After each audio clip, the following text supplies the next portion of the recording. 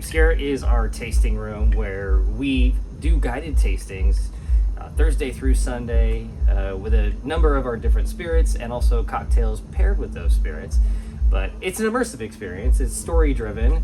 It's about a 2-hour experience, and we give people a little bit of the backstory, some of the legend and the lore behind spirits, cocktails, and how those things kind of came to be. Began in March of 2020. Terrible time.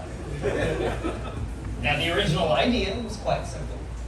We set out to build a distillery, though it became quite a bit more than that. It became a sanctuary, a place for unemployed creatives across disciplines to escape. Illustrators, builders, sculptors, musicians, bartenders, and a troublemaking distiller. And together we decided to build a reality better than the one we kept finding outside, which somehow still feels relevant. The Obscure was inspired by the idea that a lot of the interesting stories behind spirits and cocktails sort of go untold. There's an unspoken history that really is lost in the pages of history books, but nobody is really telling those stories in a way that makes it accessible and easy for people to understand why spirits are the way they are, why cocktails are the way they are.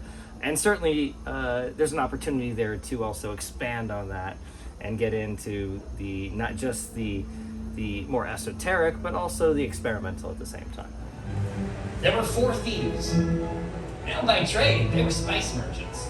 But as the plague swept through Europe, they found themselves out of work. So they turned to a life of crime. And they specifically target the victims. So the sick, the dying, and the dead. And line their pockets with everything they found. You see, the judge wanted to know how was it they were able to be in such close proximity to the infected without ever becoming infected themselves. Now, they didn't exactly understand why it worked, but they did share the process. They took a blend of spices: rosemary, eucalyptus, orange, lemon, cinnamon, and clove. And they would soak cloth in that blend of spices. Take that cloth and stuff it up the beaks of their mouths. Blend of spices would go on to become what is known today in essential oil circles as thieves' oil. Now, first time we came across thieves' oil, I took one whiff and asked, "Can we drink it?" They said no, so we made a gin. We have both a respect for the classics and also an interest in pushing the limits and experimenting coloring just outside the lines. And it's more about what we like to do and then sharing that with people who come through than necessarily trying to create something that everybody loves. For us, if we're giving you 6 drinks between the spirits and the cocktails, it's almost guaranteed you're not going to like every single one. But it's more like casting a wide enough net where maybe you taste something you never would have ordered and you realize, wait a minute, maybe I like that. And it's that epiphany, that sort of eureka moment that for a lot of people who come through, that's what they go home with. And maybe they order that new drink at the bar the next time they go, and because they got a chance to try it here. So for us, our philosophy approaching spirits and cocktails is to do exactly that. We mix. Sometimes it's sweet, sometimes it's savory, sometimes it's spirit forward, sometimes it's citrus.